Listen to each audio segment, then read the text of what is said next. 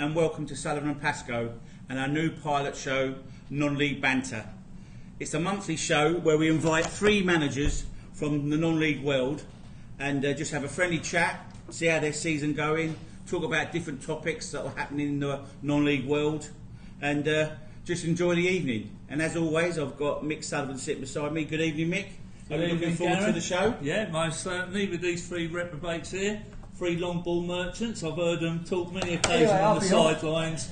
Get the ball in behind. I've seen plenty of it. But yes, looking forward to tonight's show. Obviously, we want plenty of supporters' interaction. So if you can send us some questions during the show, and we'll try and get them, and hopefully these guys can answer your questions what you wish. Back to you. Cheers, Mick. Right, let me introduce you to the managers.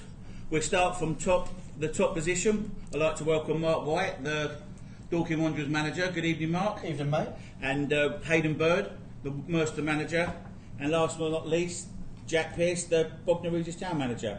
Good evening, gents. Thanks very much for giving up your time on a Friday night. And obviously this weather don't help getting here, so thanks very much for getting here. No problem. I normally have Bible study on a Friday night. I thought you might, yeah. That's good of you, Mark. Thank you very much. So, Mick, what's our topics we're looking at tonight? Well, our first topic is about professional academy players coming from the Football League and even the Premiership at this level, at Step 3 and Step 4, and how that might stunt the youth sections of clubs like Mark and these gentlemen here, whether it will take up so many places for Step 5 and Step 6 and youth section. So there's a lot of under-23s and academy players. They seem to be coming more and more in at Step 3. Is it a good thing or a bad thing? Mark, do you want to give us an opinion on that? I think it's a really good thing. I think the fact of the matter is that the way youth football's developed is that all the good ones end up at pro clubs anyway. And then, you know, their route, if you like, to put themselves in the shop window is this level of football, as Jack and his Bognor boys have shown really well. You know, it dilutes by default. The way that the youth football system works now, all the best ones going elsewhere, it dilutes by default any meaningful youth setup with a team at our level. That's the fact of the matter. So whether people admit that or not, I think there's examples where that might not have been quite the case, Worthing being one for sure in the last 5 years. But generally, I think everyone has to accept that the better kids, if you like, will be at a better setup. And the way it's panned out in this day and age is they're getting kicked back to this level of football to prove themselves. So it can only be a good thing, I think, that we pick up boys. And that's also why, factually, that so many players are getting signed into league clubs from this level because they're being farmed back out here, proving themselves, and then they're kicking back on again. Have you ever thought about sort of approaching a Football League club or a Premiership club, come to that, to join the band, the merry band you got down there, or thought about that? Well, I think it depends what what the situation is for the club. You know, what your budget is. I think if your budget's limited or restricted, you can do really well from getting boys in that need football from a pro club. They come quite cheap, really, compared to a seasoned player. Personally, you know, I'm about team building and trying to keep the boys together that we've got in the club. So it's not really my bag, but if the opportunity come up, then we'd take it. I certainly think the higher you go, the more that would have to be the case. And I think that's why you see National South, National League, you see many clubs that feed off of pro clubs quite a lot. So I can understand why they do that. Hayden, have you ever approached a Football League club or Premiership club to try and get 1 or 2 of their younger players in from their under-23s and academies down at Mercer? Yeah, I think it's really helpful to have a working relationship with the clubs. I'm fortunate enough to know quite a lot of the academy managers in the London clubs, so which have helped us. For me, I think that it's very advantageous in a certain way. I prefer, as Mark does, to build the team, but there are periods in the season where you may need loans, you may need to bring in the younger players. For example, I think when you were with me, Mick, we brought in a lad from Brighton who's a goalkeeper. He really did an excellent job. I did the same when I was in Carshalton and Bromley with West Fotheringham. I think the clubs like it because it gives the younger players not only exposure, but it teaches them the physicality of senior football as opposed to the technique and organisation of academy football. The downside to it is, of course, if you become too reliant on it, then I think that the clubs will use you as much as we will use them. And if you have 2 or 3 players that you bring in from pro clubs, you may have a situation where in 6 weeks, 2 months, the pro club wants the player to move on. He's proved himself in the Bostik Premier, and they then want the player to move on into the national leagues. So I think there are pros and cons to it, but I think if you use the system well, I think everybody can benefit. Jack, now I know you've got a love relationship with Portsmouth Football Club. You seem to have plenty of players on loan from there, and so your opinion, you should be good to answer this question. It's quite but the thing is, it depends where you're geographically, where you are, how you want to produce. I think every manager would love to have all their own players that they're in total control of. But if you take Bognor, it is not in the greatest geographical position in the world to produce a lot of players from that one area that can play at that level if you want to progress. So we most probably use it more than most. And we've got a great working relationship with Brighton and Portsmouth. And we have players coming in. There's the downside that some days I'll get a phone call on a Thursday and find, like the other week, I'll lose 3 players. But I have to weigh up the benefits. What you have to remember is 85%. They trawl all the best players now. Everyone's frightened to death to miss out on a good young player. Yeah. So there's agents everywhere, there's scouts everywhere. So all the Football League club will find better players than what we can. Where I see it, we got a tail to our club. We've got 6 to under 18s. But I'm doing it for a different reason. That is my contribution to the community. That is trying to get people interested in Bognor Football Club. That's about those players.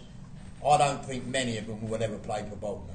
But I have a responsibility as the senior football club to give them good coaching so that they can play at step 5 and step 4 and get a good understanding.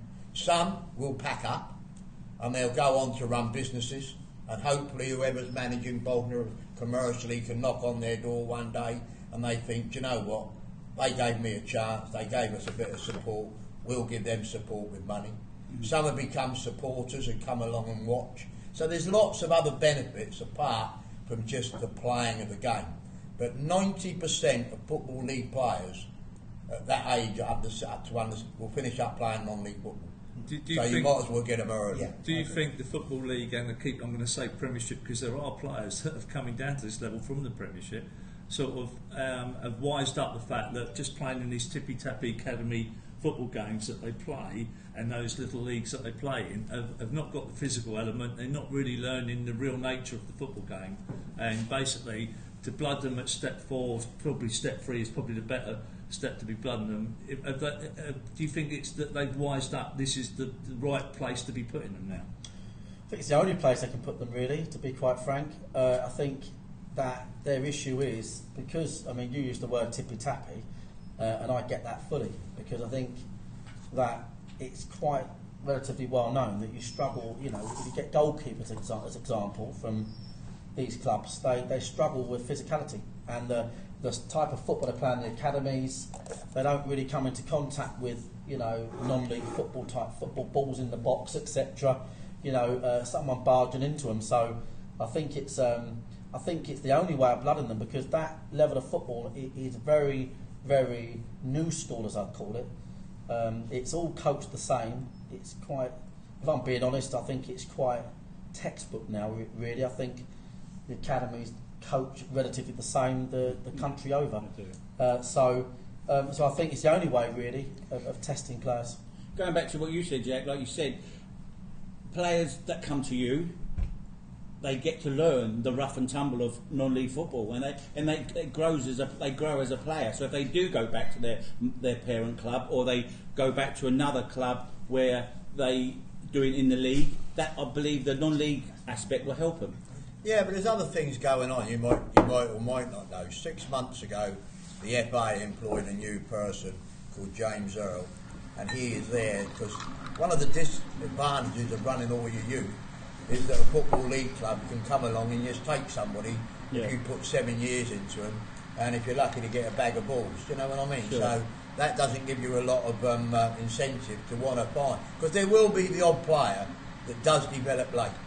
But the FA at the moment are working at producing a criteria that if clubs follow that criteria and the players there long enough, that they can get protection and they can get some compensation. Sure. And only 2 weeks ago, the National League employed Gary Owers as their youth development officer, and he is now looking. The National League is looking to start scholarships for only a few clubs, so that they can actually mirror what the EFL are doing with their players. Oh, right. So that but it costs money. Of course, yeah, well, and as long as you're prepared to invest in it and have the criteria, because at the moment there's no incentive, because there's no payback for the club for doing it. But that is something that's going on, which will get more development over the coming months going forward. And going back to your point as well, like if a player comes to you from another professional team, and they stay with you and they go to another team, you might get a sell-on. You might get a sell-on, or if he come to you and then lost his contract with a professional club, and you brought him up through the football world period, and then you might sell him, you get money come on, you might get a friendly against the team that you sold him to. They're the other benefits as well, I would have thought. I think it's really beneficial to have a working relationship with all the football clubs. And I think the overriding point is exactly what Jack says. We'll play every pre-season, for example, we'll play Crystal Palace under 23s, play AFC Wimbledon under 23s. The reality of it is that an awful lot of those players will never play in the Football League. They'll reach a ceiling, they won't be offered contracts, they'll move into non-league. And so, for example, we have Ben Harrison, who was the captain of the AFC Wimbledon under-23 side. We have a relationship with Alan Neil when he was at Wimbledon, because there was that relationship when Ben wasn't offered a new deal. He come to Merstham. So there is all sorts of ways that it can work. Going back to your original point, does it prevent our young players coming through? I think if they're good enough, they find a way. I don't think it prevents it at all. I think it's very much a two-way street that, if worked well, Jack's a great example of how it works really well for Bognor. I think everybody wins. I'm going to just abbreviate this a little bit. What comes with some of these players, from what I've found out, is there are agents that are involved with them as well, which I'm sure you've all had some dealings with. With the agent side of it, do you think that they're feeding them pie in the sky stuff and just building them up too much and not being realistic? I don't think you deal with the agents initially. You don't deal with the agents when they are contracted to the professional clubs. You deal directly with the head of the academies, generally with the coaches, with the managers. I think if you speak about agents, it's a completely different topic. Mm-hmm. One of the real advantages of working with the young players that have come through the system at pro clubs is, I think, tactically they're far more switched on. I can sign a non-league player and it can take me 3 months to try and clean their mind of stereotypical non-league football, to try and get them to do what I want them to do. If you bring in a young player that from 8 years old has had the coaching of the professional coaches, and then they get to 18, 19, I think they're much more open-minded to understanding a different way of playing. and particularly in clubs like ours, who don't want to play stereotypical non-league football, I think that that's a huge advantage. Yeah, and that's one of my points, funny enough, that I was going to bring on to. Just happens to be that you are first, third and fifth in the league table, the three of you, and congratulations on that. But the type of football that you play almost mimics what they've come from. But what do you think that you add to that? I mean, apart from, I can't see any of you three being like an academy manager that they've been dealing with at these professional clubs. Do they get a reality of what a proper manager's about, if there's a proper manager? Yeah, I think so. That's the bottom line. They get at, I think non-league, this level of football, step 3, the physicality in general is what they've not encountered, and I think for that reason it is a great test for the boys that step down or step into this level, and I think that's why the boys that do really well at this level, they don't hesitate in taking back up. I think that's the bottom line. Also, another main point, and I know you keep on about the way the three of us like to play the game. Yeah. But never be, and I can't speak for these two, but the other thing that's important for a You young can speak man for us, Jack. is We're about useless. winning football matches. Yeah. And when you come to our level, no matter how much you want to play, Yeah. you've got to win. And those youngsters play at a level where the result, quite rightly, is not always the most important thing. But when they come into our dressing rooms, there's someone else where that might only be a few quid, but that win bonus means quite a bit to that person. Might not in their little world where they come from, but they soon find out, and you get a reality check of what being in it's the principles of play. You can all play different styles of games, but principles of football have never changed since the game began, and it is about winning football matches. Now that might seem strange coming from me because I love to pass the ball, but no one will believe you're telling them the truth if you're getting beat every week. No, that's a very good point. It's all about winning at the end of the day. You know, that's what it's all about, result business, isn't it? I just think you've got more chance winning playing that way, but it depends who your players are. Would you compromise your principles? I know someone over here wouldn't compromise his principles, but would you compromise your principles and change the way you play to win games? No, because I think that's the best way to win. By passing, yeah? Yeah, that's the difference. And Jack proved that last season with Bogner. Last season, I thought he got relegated last season. But that's the whole point. He did, but he didn't compromise. that? But no, it absolutely proves it. You're missing the point because he got relegated, but he never Never changed his compromised his ways. principles. Yeah.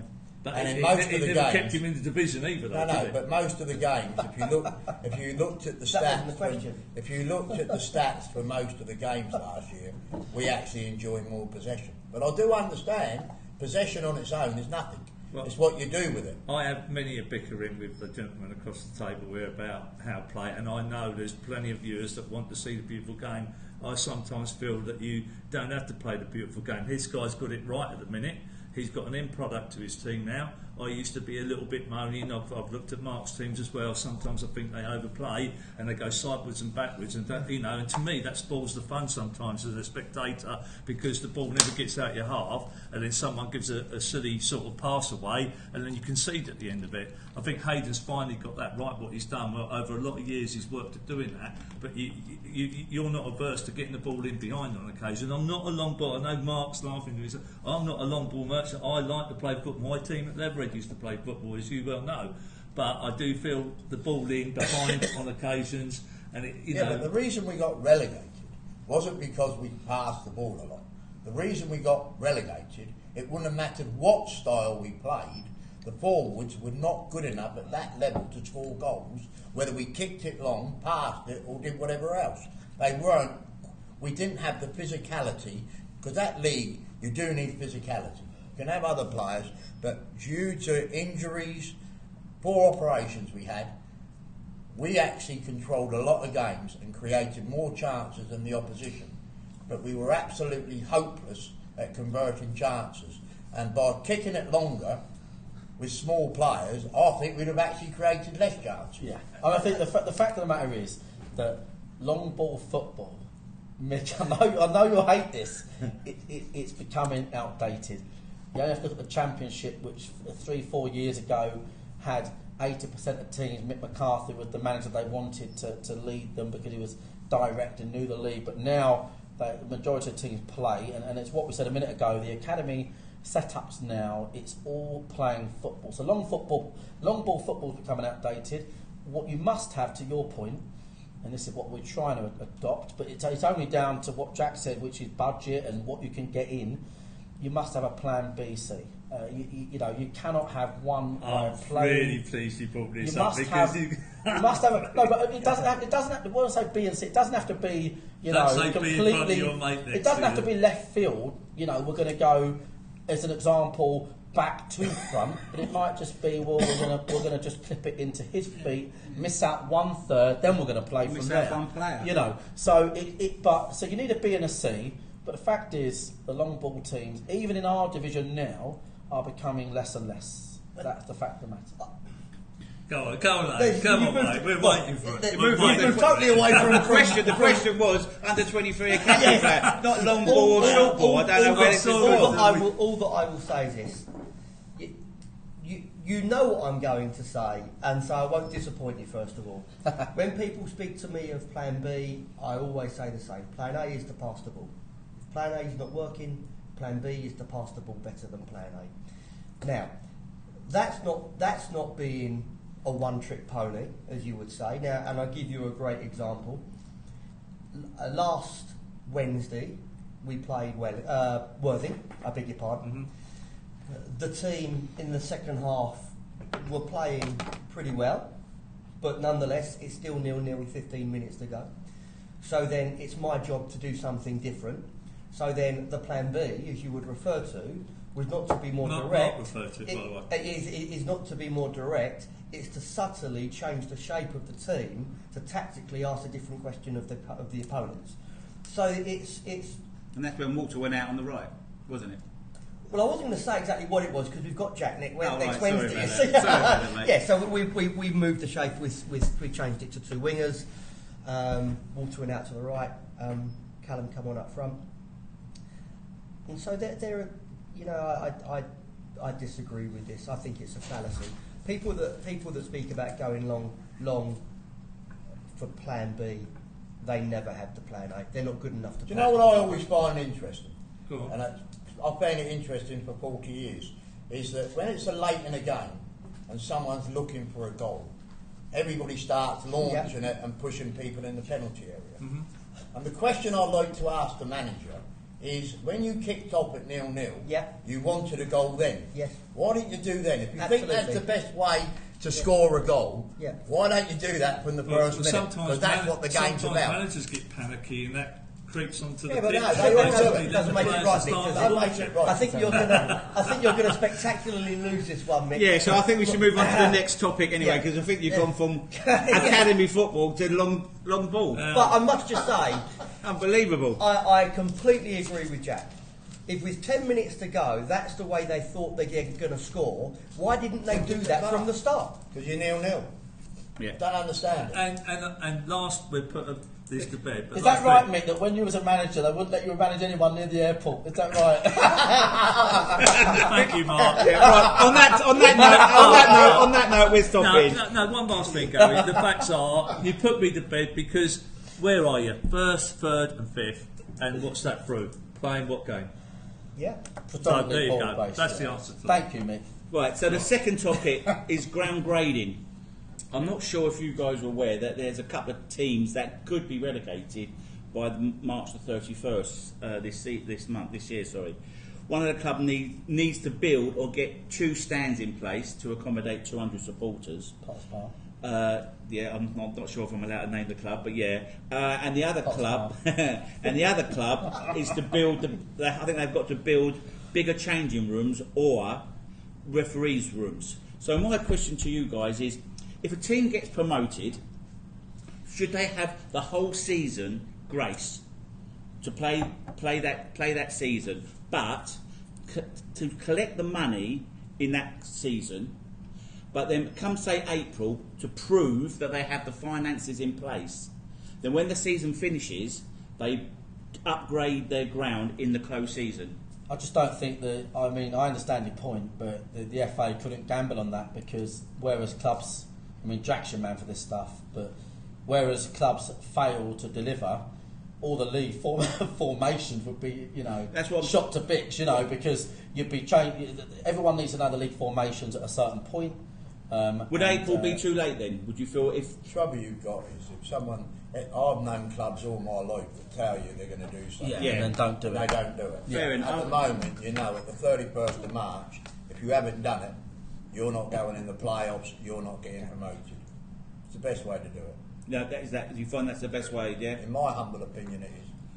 Yeah. My arguing point with that is that these teams get a season to sort it out, and then I think at the expense of someone that was probably only a point behind has got it all in place. And you know what I mean? And that's my annoyance, that someone might go up there for a season, then come back down because they haven't got the work done, and they've taken someone's spot that was maybe only a point behind them but had it all in place. I can't remember many examples of that, to be fair. But it could happen. It could happen. Obviously, The punishment is, of course, that if you go up and you don't do the work, when you come back down, you can never go back up again till the work's done. Did you know that? No. Right, that's interesting. But Fair that's point. nice to have an FA guy around to yeah. answer I that. don't want to speak about the clubs that we're alluding to because we don't know what's going on in those clubs. I certainly don't know. We've not named those clubs, have we? Well, we sort of have. No. Well, someone has. Mark might do, but probably Yeah. ain't. So we don't know. I think it's one of those things where it's very difficult to find the solution. For example, in Merstham, which is a club that is very dear to you, Mick, you built the place. The team at the moment are playing very well. They're in a position where that could be Merstham. The club behind the scenes are working very hard already, and plans are in place already to cover that eventuality. But to suggest that you would deny them promotion this season would be very hard.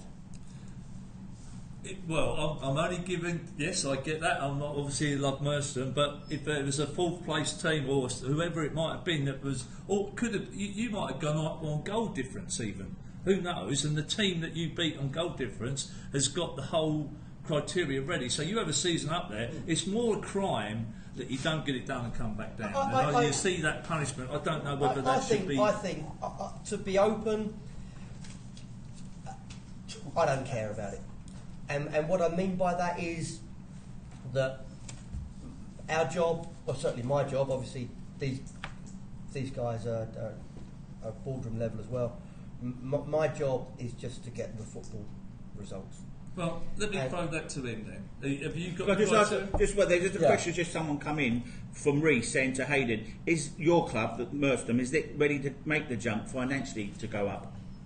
Yeah, look, Merstham, They're loaded. Yeah, let's look at his face. You can smell the money when you pull up. That's a dodgy aftershave. I think, to be fair. That's brute. Yeah. Merstham are one of the smallest clubs in this league. I refer to it as the Bournemouth of the Bostic League. I don't know what it will be next year. It'll be like Cardiff. But the fact is, as much as I know, the club are ready. I'm sure that as Jack experienced, I know that Junior and Gavin are experiencing this season. Speaking to Jamie at Eastbourne, the finances in the next level are considerably more than in this league. So would it cause a problem? It may cause a problem. What a great problem to have. Let's deal with that problem when we get there. I certainly wouldn't expect us to be promoted and the board to say to me, you've got double the budget. I would expect to work probably with the same budget. And we will continue to work on the training ground. We'll continue to work hard with the players to get them to reach the level. Like I say, it would be a great problem to have. But I think we're all getting a little bit ahead of ourselves at the moment. Anyway. I didn't even want to bring budgets But I up don't, in I this think show. they're Let's just fantastic. keep budgets out of this Your show. ground, does it? Can it? What does it hold? Your ground? But the FA man's been round it for a Yeah, start. I mean, No, it's also, yeah. no, the ground would be fine to go up if we were fortunate enough to go up. But what I would say is this: is that I'm very passionate about this topic because we built a ground from absolute scratch that didn't even have water and electric. So when I go to grounds where they can't even put a lick of paint on it, and there's cobwebs in the toilets and no toilet roll holder, I'm disgusted, to be quite frank. We've had it this year. Way far too. Volunteers, though, Mark. Volunteers. I mean, No. Listen. The money they're paying the left back could pay a painter, right? It's all about priorities, okay? And as far as I'm concerned, off the field for your club is the priority. Making sure the facility is in keeping with the level of football you're playing at. And I don't like it when I go to places and there's no love, no effort. I agree, but not all clubs have got enough volunteers to meet all that. They don't need criteria. volunteers. They can just pay the left back's wages to the painter But to paint the they might toilets. not even be paying some of the players, though, Mark. Some of these clubs. I'm not saying all the clubs, but some of these clubs might not even be In paying. our league, printing casuals, fair enough. I'll go and paint it for them. I get that, but in general, at step 3, I totally there's agree with a you. playing budget, and they're investing in the team. And some people are happy to let the club go to rack and ruin. And there are some really poor examples in our league as well, where it's just not good enough. And you go to other places like Bognor and like Merston, went there the other night. You get lots of love, and the place is looking immaculate. They really take care of their facility. And I can totally accept why the FA have the ground grading. And I know the old complaint is, well, you might not need 400 and 600 and etc. Seated, standing. But you know what? You must primarily take care of your club off the field. So I would never ever go against that in a million years. I Come on, entirely Jack. agree. Sorry, Jack, come on then. Give us your view on this. There's a strong-worded I think man they there. both spoke. I've got nothing to add. They both spoke.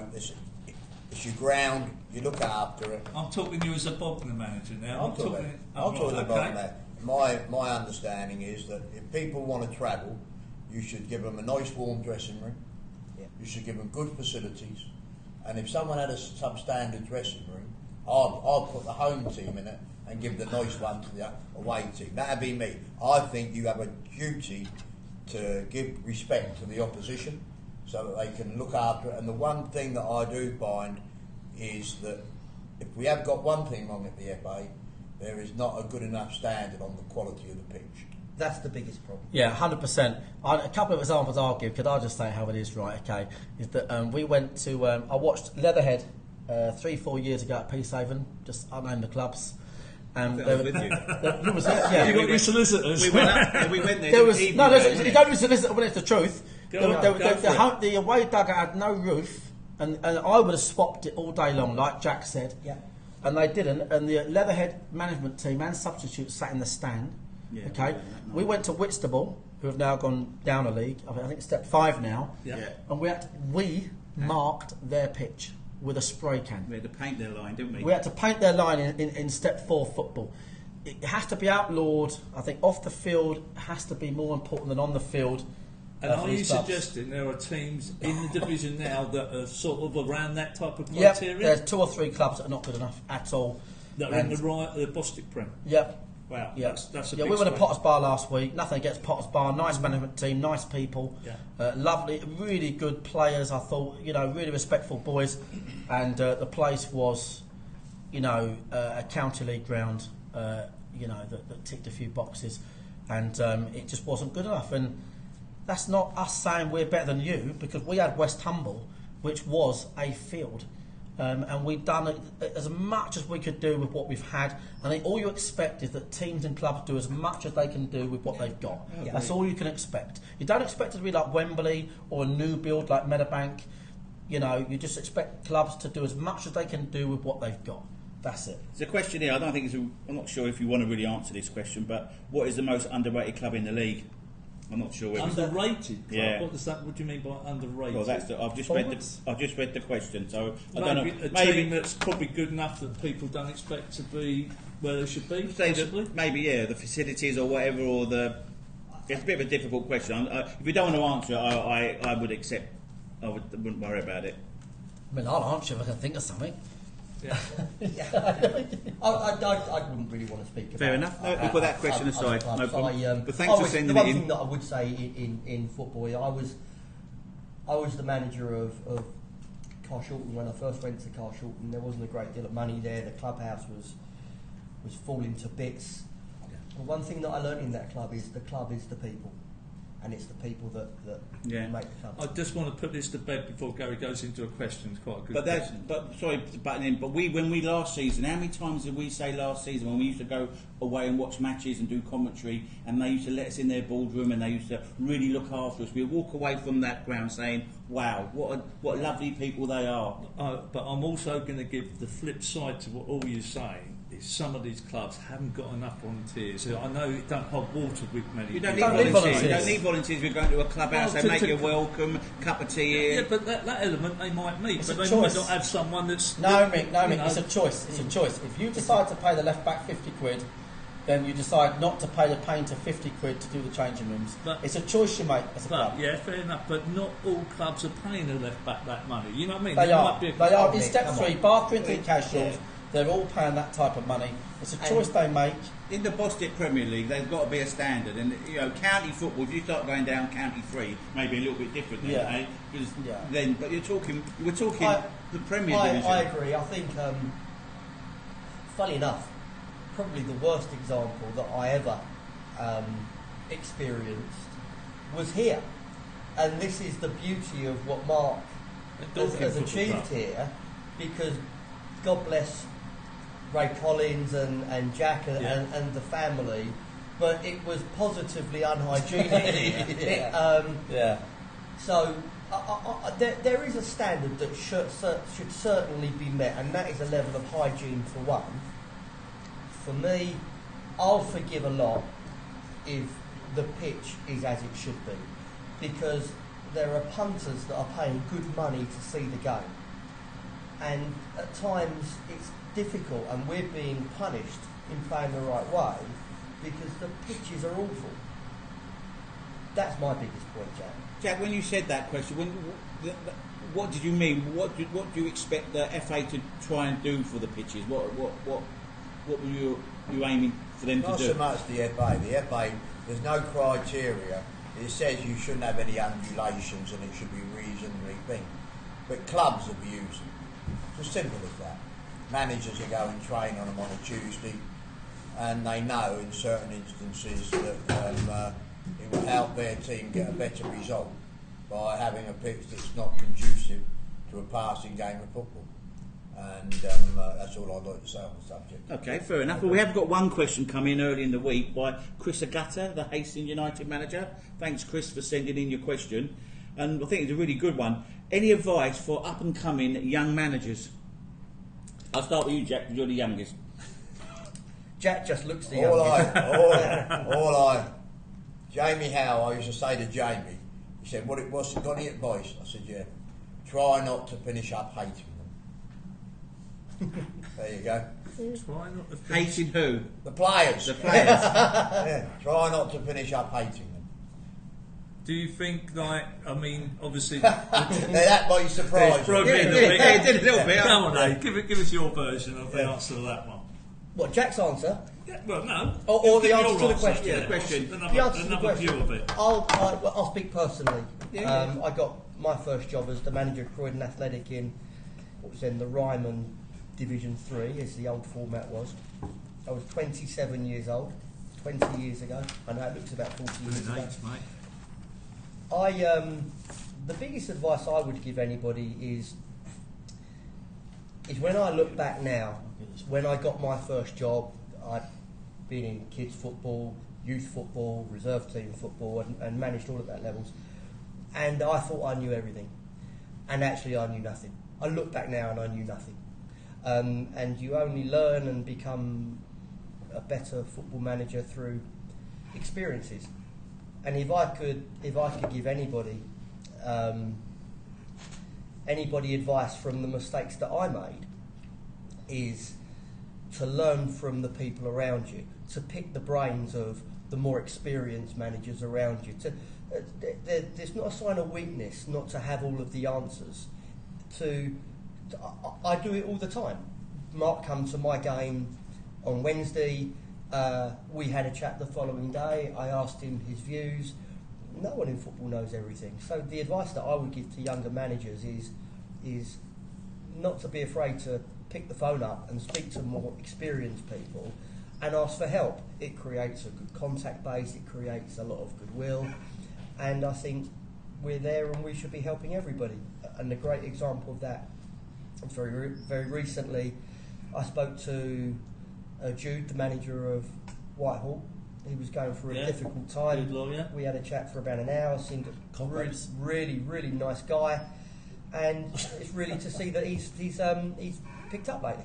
It's quite interesting because we're going to move it on to Mark in a minute, but obviously Chris Agata plays the style of football just like you play, just like Jack plays, and just like Mark plays. We're not going back there again, are we? No, we're not. No, but he does, and I think there are plenty of managers now, even at the lower level, that have got the same principles as you three guys that are sitting here. Forget about me being a dinosaur that you might think like long ball, and we won't go there, Gary. But you know that guy is an up and coming young Hayden Bird. In all honesty, he won't thank you for saying that. But he has got those same principles. The same with Anthony Gell. Yeah. They're the new young up and coming type of managers that are behind the scenes that want to play the style of football that you three are. We played Hastings early in the season in the League Cup. I thought they had a really good team. They had a really good philosophy, and I think Chris is going to do really well there. Well, the question was, what advice would you give to up and coming young manager? Well, obviously, I'm young still myself. I'm still 24. So, in your do you head. know what? Waste. What Hayden says, dead right. Obviously, talk to people like Jack. Talk to experience. Talk to external experienced managers and get their views.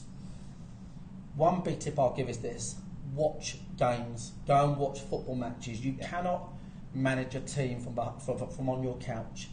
There's no way around it. You have to go and watch games at your level. You have to understand exactly what you're dealing with. But above all, I would say this, and that is, here we go. This is the number one thing, is that make your own decisions. Never let anybody tell you. Whatever you're thinking, go with your decisions. Never ever go with anybody else, because that's bad leadership. That's bad management. You know, if you prove your own bad decisions are wrong, you'll learn from that and you'll work it out, right? Very good. But when you're trying to tick boxes about what your coach is saying, what your assistant manager thinks, I have it week in. I'm sure our management team are watching or will watch. Week in, week out, they'll say we should play this formation, that player's playing well, this one's not, and I don't care less. I take it into account, but I will decide what I want, and I'll stand and fall by what I think. That is the number one tip I'll give. But why would you have an assistant manager? Aren't they meant to be around you to give you those opinions? Yeah, no. I take it all on board, and sometimes I'll actually think, do you know what? Actually, that's right. But what I'm saying is, go with what you think. 100%. Don't ever go what somebody else thinks when you think differently. That's my point. I think the way I do it is we have a briefing before the game, a debrief after the game. We talk at training, we talk after training. I gauge all the opinions, which forms my opinion, but my opinion will stick. And I will do what I want. And that's the biggest tip I'll give people. I say to my staff, everybody has an opinion in football, but the manager has the biggest opinion because it's his name on the door. And there you go. No, it's just someone has to be responsible. Go on, Jack. Also, the other thing, and I wasn't joking when I said about, try not to finish up hating them. Sure. Because players do cause managers lots of headaches. And if you knew what some players got up to, when I see fans telling me wonderful they are, if they knew the actual truth of some of the problems they give the manager, they wouldn't have such a high opinion of players. I'll tell you that. That's that. Yeah. But the other thing is, in non-league, you have to accept they're not going to have everything. And as a manager, you have to put together people that complement each other. And you have to play to people's strengths and cover their weaknesses. And one thing is you can be sure of, there will be lots of hiccups in non-league management, and you need good people. A player's character is quite important, because there's lots of very good players who actually, if you're in the trenches, you shoot them first, so you knew who you were fighting. Yeah. And Very true. you do need to be a good judge of character. Sure. Okay, well, I hope that helped you out there, Chris, and good luck in Hastings United. Hope you do well. Right, next topic is less midweek games as the season started. How did that affect your team and you, as managers? How did it feel like the continuity wasn't there? You were stop start. How did it feel for you for not so many midweek games at the beginning of the season? I think a lot of quite a lot of managers went down the line of playing a number of friendlies during the season, and I can understand that. I think because the squads tend to be a little bigger at the start of the season, so it gives an opportunity of game time, it gives the opportunity of minutes. I played one or two myself. Personally, I quite liked it. I quite liked it because I think it gives you a good opportunity to work. Yeah. A good opportunity to work on the training ground. And when you want to play as I want my team to play, sometimes you play and you're in danger of making the same mistakes and not solving the problems because you can't work on the training ground. Telling them is one thing, showing them on the training ground is something quite different. For Merstham had a number of new players this summer. We had a slightly different way of playing in terms of the shape, and it's no coincidence that we started okay, but it was a little slow. But I needed those training sessions to work so we could improve. So for you, I knew that would be the answer because you're a manager stroke coach, Yeah. and I'm not going to take this away from Mark, but I think Mark would call himself more of a manager, and probably Jack, same difference. The fact they would probably want their team, am I doing you an injustice here, Jack? But they'd probably want to be seeing their team and seeing whether what their coaches are doing. You are more intricate and want to get them on there and do things right. They want to get a game and see what these players can do. I get as much enjoyment as working with them on the training ground as playing. I think it's part of building what you're looking But for. I would have thought, I'm sure you wouldn't have not disagree with that because we both know Hayden is passionate about his coaching side as well as he is about his managing side. But generally, you were known as a manager, and you'd probably rather have a friendly because I know you love a friendly. Yeah, yeah, completely. Do you know what? I joined in training last night actually for the first time in Wow. many years. Yeah, I heard and that. You were pretty good. And Left I turned out to be one of the better players on the night out of 23 players. But He wants more money. You want to see the manager for more money. listen, do you know what? The FA have got it right. The amount of teams in the league now is right. The only thing the FA need to do is give leeway to the teams that do well in the FA Cup and the FA Trophy, because it's unfair that those teams that have great cup runs are penalised by a strict league rule for 30 days, etc. And I know that obviously Jack won't speak outwardly, I'm sure about it, but if I look at Bogdan a couple of 3 years ago, fantastic season in all cups, winning the league, and ultimately there's very few teams that have great cup runs that also get promoted, and that's because of the constraints on when you play your league matches. So I think I'd like to see. I think the way it is right now is fine, but definitely more leeway for those teams having great cup runs is what I would say. Jack, how are you finding less It's midweek not an games? FA rule, by the way, it's a league rule. It's a league rule, yeah. Me personally, I like to spend time on the training ground. Do you? Wow, I did not know that. Sorry, I mate, think- I've done I you an think- injustice I there. think- If they judge a book by its cover, mate, there we go. Yeah. I think if you want to improve players, you've got to do it where the pressure's not on to win football matches, but do that. But where I agree with Mark is the fact that I don't think anybody should have to play 3 midweek games on the trot. I'd ban that. If once you've played 2 midweek games, you should, if you've got in a cup, you should be able to have a break. Yeah, yeah. That's me. And if it means you have to go over that 6 weeks, then you should go over that 6 weeks. Unless it's so far at the end of the season, there's been an inclement weather and everything else that causes. But I don't think you should expect players to play every 4 days for 25 days. I think it's wrong. I don't think it helps the game. It helps fixture secretaries, but I think it's detriment to to the game and the people watching it. So have you got Yeah. your coaching skills? You got a badge and all that sort of lot? I used to live on coach. I used to live on a coaching ground. Not anymore. I don't do too much coaching now. I don't do a lot of managing really. Robbie Blake does most of my work now. I just oversee things and bring a bit of continuity and give a team talk. I'm 70 next year. Yeah, no, but what things So would you I'm do not- on a coaching But ground? What there's sort of no things would greater you do? pleasure for a manager to get in amongst players, put something on, and then see it happen on a Saturday. Yeah, That that's is brilliant. more. That gives you more pleasure than anything. Mark, what do you got to say? Because you don't actually do that bit, do you? Because I know this gentleman does, and obviously you do. No. I know. And you I'm just well go versed on in and this. play pitch, No. don't you? What I would say is that I spent, obviously, we came from Division 5 of junior football, so we were not even, there was no step level. So I spent every single training session playing and training with the boys. And actually, it's something that now I don't do it as much. You actually don't benefit as much as you would from the things you see. So last night, I'm out there. And I noticed the players that aren't quite in form. I noticed the players that are quite quiet on the field. I noticed the players that aren't quite at it. I think that's why I can see. I think even in the Premier League, professional level, there's certain managers that would not be without being amongst their players. That they understand, they feel it, they see it, they get it right. Touch and feel. So I get that fully. And I made that comment after training last night when I joined in for a bit of fun. I said, wow, I learnt more in that 40 minutes of me, dictating the show.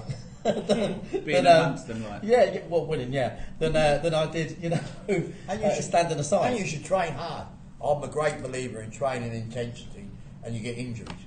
Don't bother me that because Agreed. You can't. You have to replicate what's going to come Saturday. And if you don't work hard at Tuesday and you don't work hard on the Thursday, the chances are you ain't going to work very hard on a Saturday. Agreed, yeah. So you have to have that intensity, and they have to understand what they're doing. And it's repeat.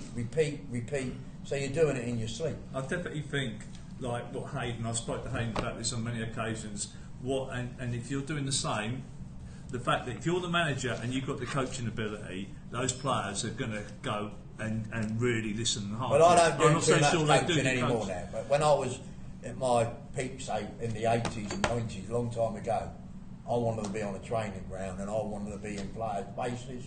I want to have raves with them if I have to, and I want to know why they're not doing it. So you feel that's more of a beneficial way of getting the team to be playing better, being the manager and having that coaching ability. You've got to be think in the amongst players them. respond to that better out Yeah. on the pitch. Sure, you've got to be amongst them. Yeah. I think, just quickly, Nick, going back to your original question, I think the way that Mark and Jack answered it is perfect. I think the structure is a good one, and it's such a pity that they don't show any leeway to the clubs that do well in the FA Cup. I remember a couple of years ago with Bognor, I think actually it probably cost them the league title one year.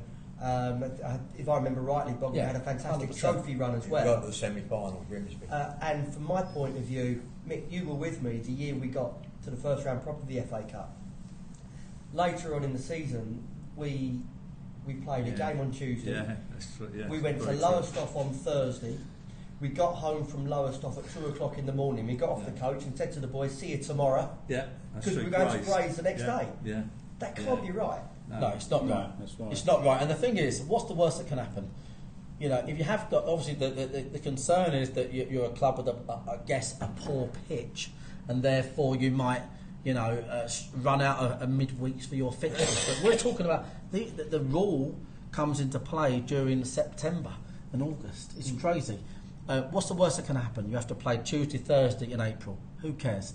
If a club at this level is doing well in the FA Cup, FA Trophy, essentially the league rule doesn't support the team. It doesn't support the team. So A successful team. completely. It doesn't support the team at all. Heybridge Swifts last year in Ryman 1 North, Jodie's team, they had, Yeah. Yeah, it's true. their Yeah, he has a fixtures good were one about that, doesn't he? horrendous. Yeah. It just doesn't work. So I think I get the rule.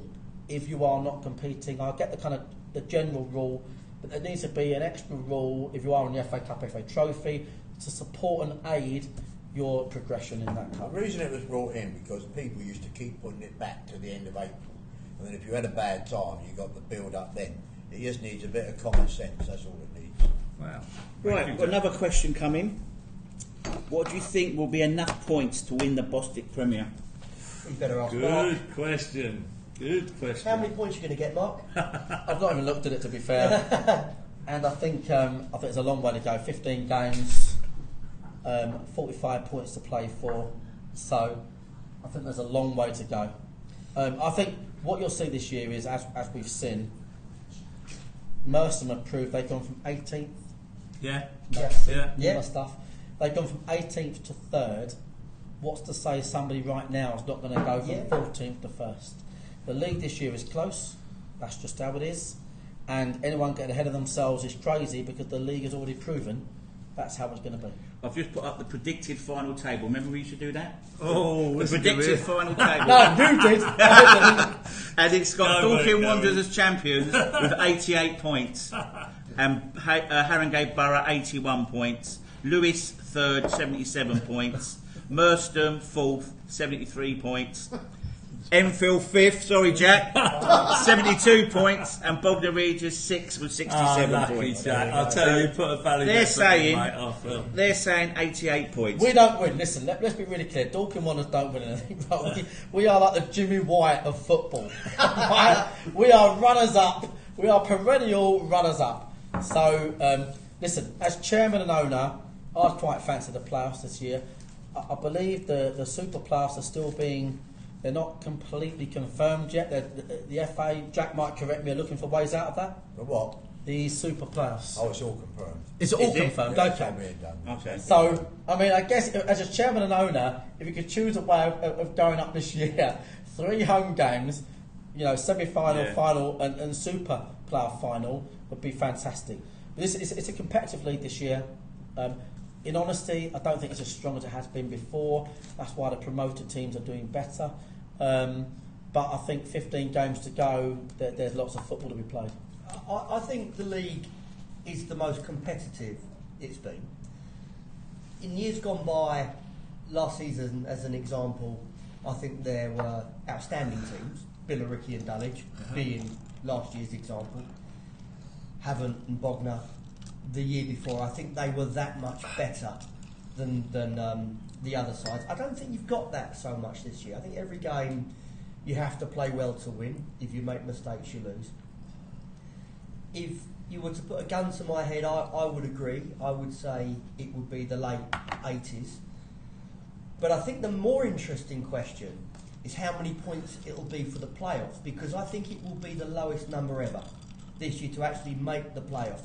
Normally, you're looking at mid-70s for the playoffs. With 67, I don't think it'll be near that this year, So, because I think it's much more competitive. do you feel the teams are more alike then? Or why is that? Because the teams are more alike as with... Got to be. Not That's budget, how it works. yeah. The points don't lie. The fact of the matter is, if it's close, it's close for a reason.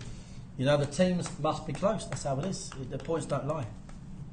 Thank Well, no, you. carry on. Another question. Is the footballer's fitness more important on the pitch than his work ethic? Pardon? That might be a trick question, James. Cheers, thank No, you. I think I know what. Go on then, Aidan. Well, I think that the work ethic is definitely more important. The players nowadays have a far greater level of fitness. Do you agree, Jack? Yeah. Than they used to. In the days of coming back into pre-season and the players were overweight as past.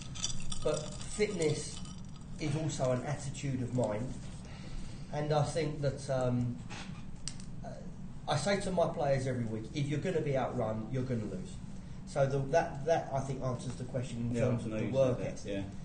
That doesn't also equate to how fit the player is. I think that is the mentality, the attitude, and the state of mind of the player. Some players will run through a brick wall, some players won't. Do you think some of the players are too much back down the gym, too gym bunnies? They come. Some of them are really big shoulders, and sometimes that's not muscle good. bound. Yeah, muscle bound. Muscle bound. They've got the sort of. I think modern day footballers have to have a strong upper body, but they need to be lean.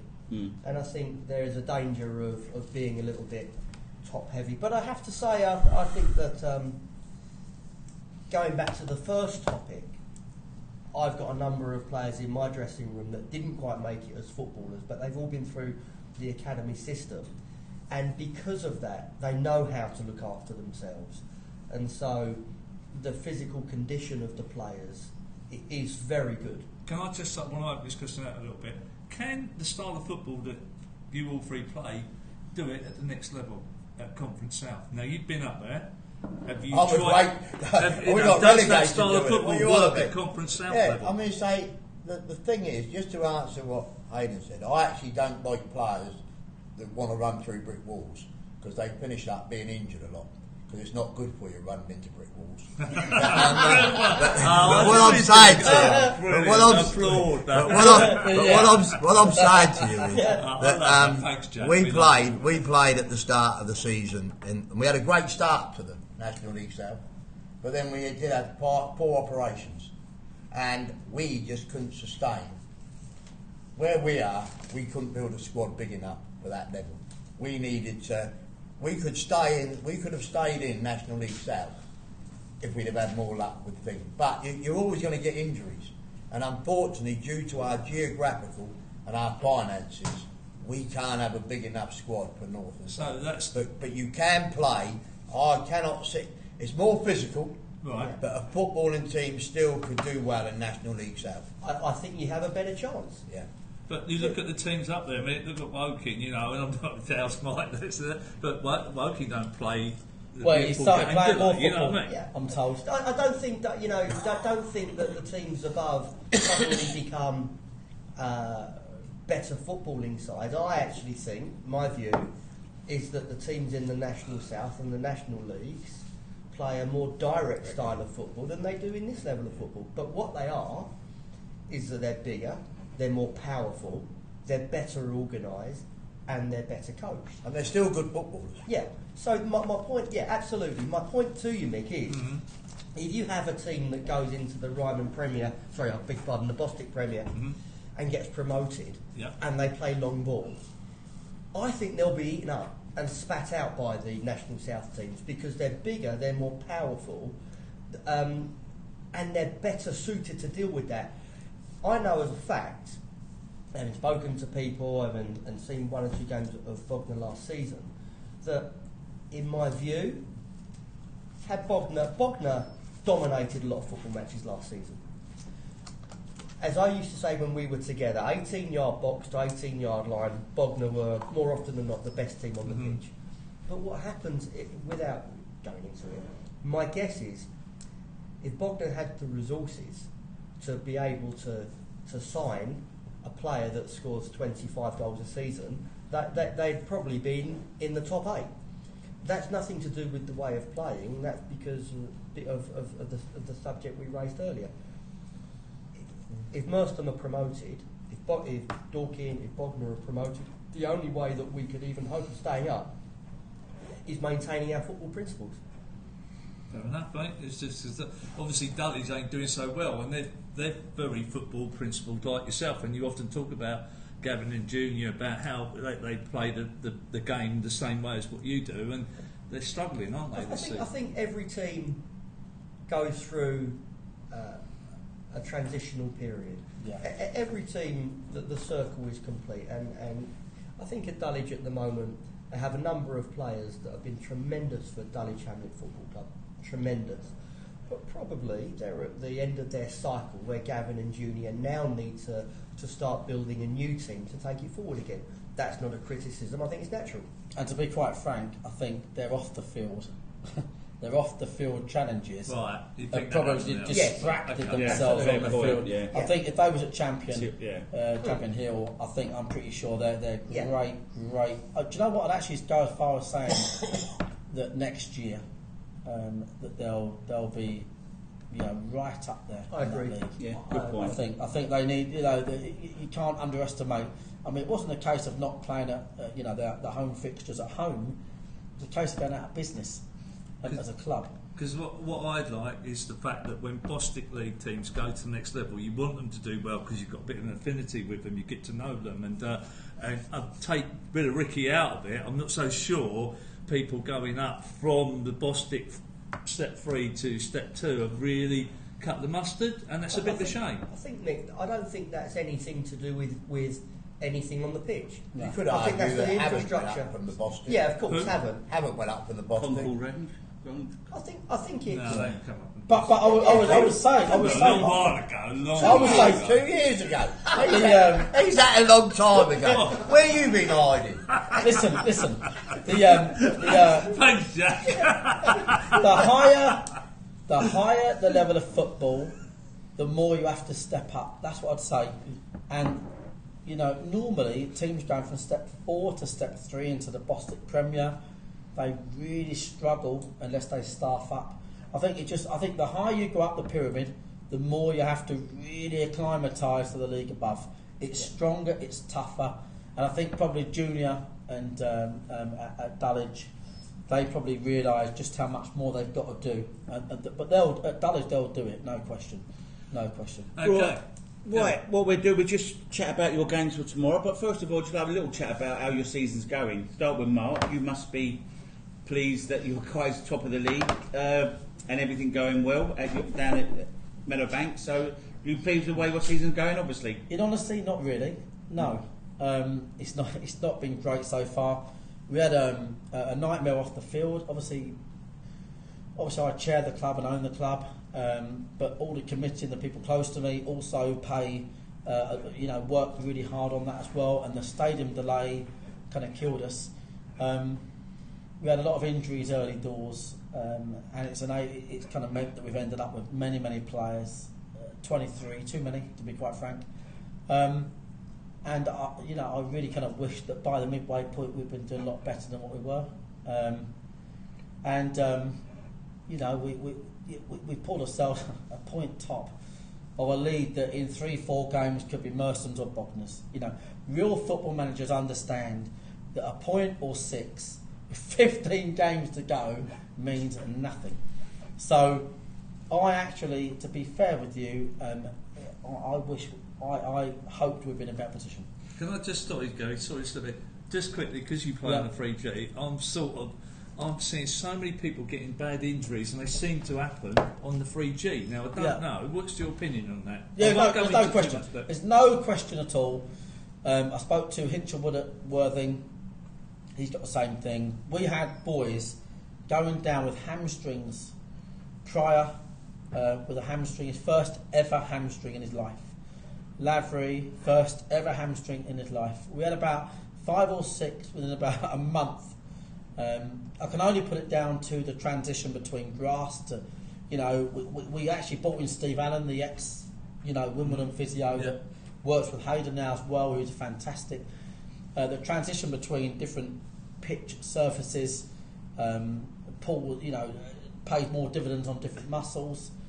But yeah, we had a lot of injuries problems. So there is some grace in that then, basically. There's no question. There's no question at all. Okay. Yeah, the 3G definitely, it definitely means what we've done now. Just to be clear, since Steve came in, is we've adjusted everything we've done. So all the warm ups, the warm downs, the stretching has all been adapted on a training session to a match day. Everything's been adjusted. Yes, to suit the 3G and the problems we were having. Right. May sound a silly question. Would you rather not be top and just be back in the crowd? Yes, massively. Because everybody put their game up 10% and try and knock you off, don't they? Yeah, and that's the likes of Merston now, the Fulham team. Yeah. Right, I know. the fact of the matter is, we all know how it is. If you're at the top, you're there to be shot at. This level of football, maybe you wouldn't think so, but it is the case that the Bishop Stortford tomorrow will come on to that. Their manager, no question, is going to put more planning into that game than he has done the 2 or 3 before it, because they're in form. So, when you're at the top, that's what happens. Sure. Any player that you didn't think might step up to the mark has surprised you and stepped up to the plate and really stepped up for Premier football? Not really surprised me. I just think we've got Sam Beard at ours, who's Mark Beard's boy, who's done really well. But yeah, Okay. He's done really well for us. Okay. Done really well. I must admit, Jason that we signed, and obviously me and Jack, we don't talk, but Jason, we signed Jason Pryor, and I don't hide away. You know, we hear it all the time, right? So I'll say it how it is, right? Okay. Folkestone talked about mega rich Mark White, right? You know, what I would say is change that word. I know we can't swear for mega smart Mark White, okay? Because we've got 15, well, not 15, probably about 12, 13 players that have come from 2 leagues below, and we signed maybe 5 or 6 players that come from leagues above. And Jason Pryor is, and I never knew this because we signed him for his goal record, you know, and at Bogdan I haven't. But as a professional, what a guy! Yeah. I have to say, what a guy! I mean, he is the, he is at half time. He'd have the basics that Jack and Hayden would get. But half time, he'd have the most sweat coming off him. You know, he cares the most. He's the most professional at training. You know, so for me, if I'm honest with you, the one that surprised me the most was the one that maybe people thought was a plug-in. You know, just what he brings to the team and everything else has been phenomenal. We must ask the reverse question to this gentleman because he might have a totally different opinion on that, and I hope he's going to be honest about it. But let's move on to Right, so going to Hayden, what could I say about your season, Hayden? Breaking all club records, you know, and you're third in the league. You must be over the moon with where you're at. Yeah. I know it's a cliche, first cliche of the night, so there we go. No, I'm not going to hide away from it. The team have worked really hard to get into this position. They've gone through a process to get into this position. It's an absolute credit to every single player at Merstham. They're playing very well. They deserve to be challenging, and we're delighted to be where we are. It's a success for Merstham to be where they are now. And do you think you can win the league? Yeah, Of course You they do. can. You do. Yeah, think you do. Everybody I think think- they could win the league. I They think- wouldn't be there, I'm not would so they? sure about that. I'm not so I sure. think- You know, people like Hayden might do. I don't mean that arrogantly. I'll say exactly what Mark said. I think Merstham can win the league. I think Dorking can win the league. I think Bognor can win the league. Harringay could win the league, Lewis Because could win the league, all of them. It's so tight, and that is proven by the Yeah. fact that at the start of December, even though I was happy with the way that we were playing, which is why I mentioned earlier that it's a process that you go through. We were 18th, and we're now in third, and so there's a third of the season still to go. But yeah, will we win the league? I don't know. Can we win the league? Of course, you can win the league, Long just way like to go. anybody can. That is probably in the top 10. Long way to go. Any players that surprised you that stepped up to the plate that you didn't think they might have just not done it or what? No, I wouldn't say that, Gary. I think if you watch Merstham at the moment, you're seeing a collective, and I think that is the team's strength. It's not one particular player. I think that the group are close. The group work very hard. There's a big spirit in the group, and I think that the success is in the collective. Hayden, can I ask a question?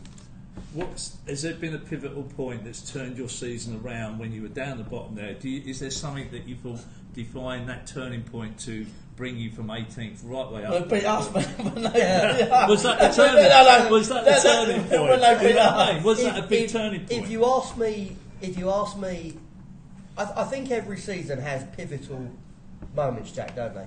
And in my view, the most important 3 points for Merstham was away at Potters Bar. It was terrible conditions that day. I don't mean that disrespectfully to Potters Bar. It was the day the heavens opened. There were games being called off. It was a difficult place to go, and it was a place historically where my teams would fall short because you wouldn't look at it and say it was conducive to playing the right way. And I think that day we won 1-0. We showed a different quality to what's associated with the team. There was a resilience, there was an organisation, and from that moment we haven't looked back. Okay, well, thank you very much. What about you, Jack? 5th in the league, 43 points. You've got teams down to 10th, Worthing, breathing down your neck. Obviously, they're on 41 points, so it's quite tight down there. Do you feel your season's been inconsistent, or are you pleased with the way things have gone with Bognor? it's been a very inconsistent season. The plus points are where the league's got leading goal scorers, which after last year, it gets reinforced. We've got 2 boys in from Portsmouth, and they score goals. And we got a young lad there that was there last year. I got a lot of faith in, and he started scoring. And the big thing we missed last year was we had a lot of play, couldn't score. We won't win the league this year, in my humble opinion, at the moment, because I think the number of points we're behind Haringey and that. We might get closer to them. I still would back my team against anybody with the 11 players fit. The start, we got 12 to 13 players that can do very well. But last week we had a Sussex Senior Cup game, and we're up to 25 players at the moment in the squad, and we had 13 unavailable through injury and things. We've had another 3 or 4 operations, and I've had a situation where our biggest problem is our goals against. Defensively, you can't win a league with a poor defence. And defensively, we've got 6 centre halves on the payroll, of which only one's fit to play the other week, and I can't cope with that. And it's as simple as that. But they're slowly coming back, and we got an England C centre half, Keaton Wood, that hasn't played for 4 months. They saying that they are fine. Everybody has a good side, and it is the most competitive league I've ever seen in terms of on the results. It's not the best football at times. I don't think. I agree with Mark there, but I wouldn't like to predict the results from this league week in, and that's great if you're in our position, because sometimes you know teams are going to keep winning, and you always think as long as you can keep winning, other teams might slip up. But defensively, we're not good enough. You win leagues with good defences.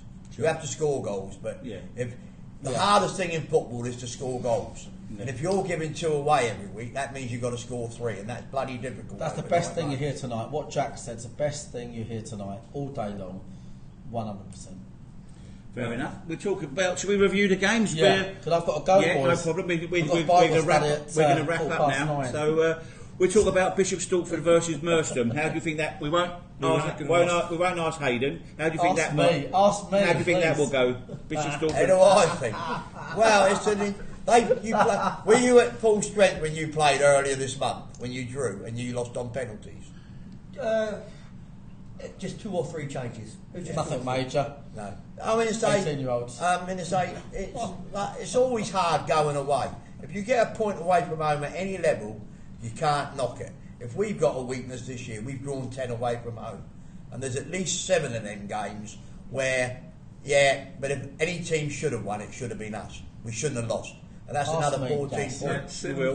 But is he going to beat Bishop Stortford? I would think it would be one of them where What's it the will prediction, be Jack? it's Yeah, either a it'll be draw another or a push, Merstham win. Okay. I don't think Stortford will beat Merstham, Cheers. but I And think you? it could be a draw or a Merstham win. Cheers, Jack. I wish Bet365 allowed the win or the draw. Listen, it's really simple, okay? It really is so simple. Merstham are the informed team right in the league. It is the case that teams prepare at this level more so, it's just this level of football. A team's turning up that's in form versus a team that's out with a washing. They are on top form. Fair enough. The Right. Bishop Stortford will prepare for this game. I predict a draw. So we go with Bognor versus Tonbridge Angels. We won't ask Jack. Hayden, how do you think that will go? Bognor at home with Tonbridge Angels. Come on, mate. Don't sit on the fence here. No, I won't. Come on. I think Tonbridge have done really well recently. Since they drew with Brightling C, they went through a rotten run after a great start. Really bad run, Come back from 2-0 down to show a lot of character to beat Brightling C. They've then really kicked on, which included beating Haringey. I think they will acquit themselves very well, but for me, I think the difficulty Tonbridge will have is that they'll really try to press Bognor, and the pitch at Bognor is a big pitch. They work the ball really well, so I'll say that it's a home win for Bognor. Mark? Wow. Yeah. Wow. Do you know what? I'm gonna. You know the question? I'm gonna say. Yeah. I'm not sure he does. You know where you are?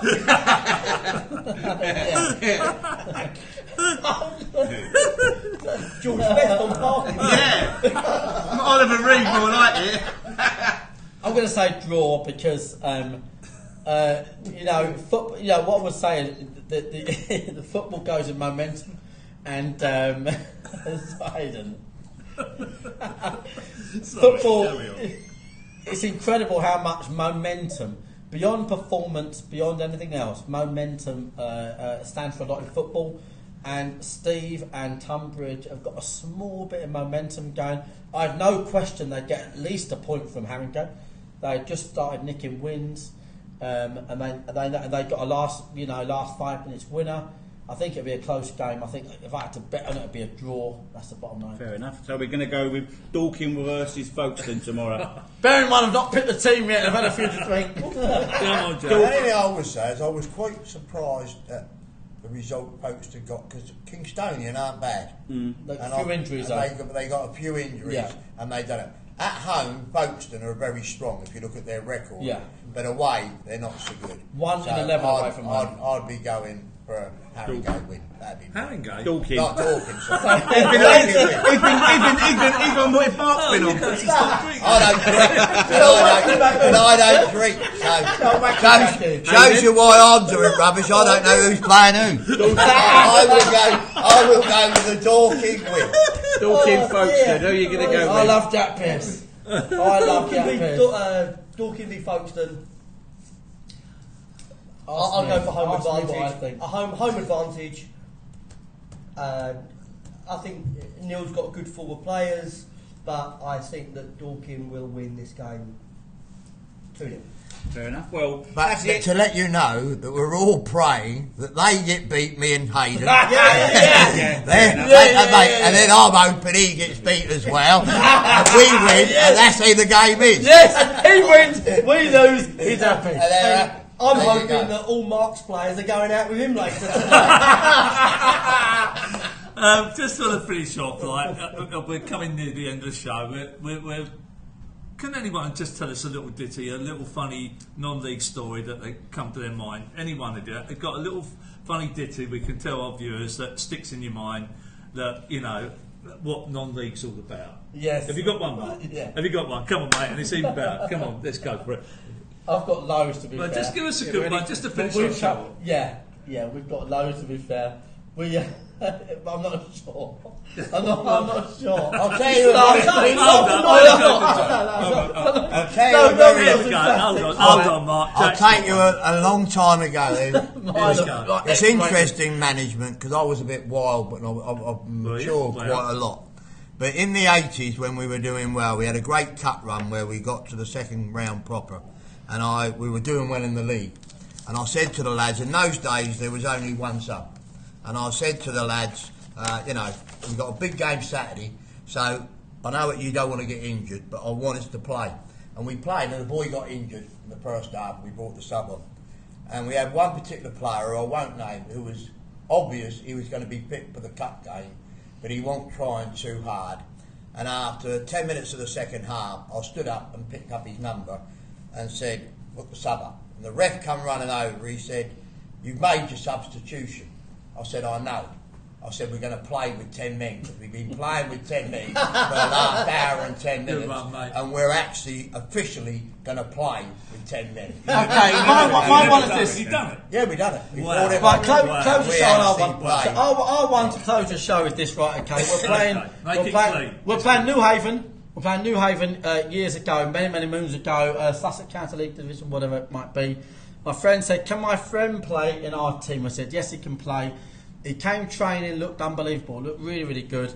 Not like George Weir one, is it? So listen, so we started him because he looked really good at training. Okay, we started him. Okay, yeah.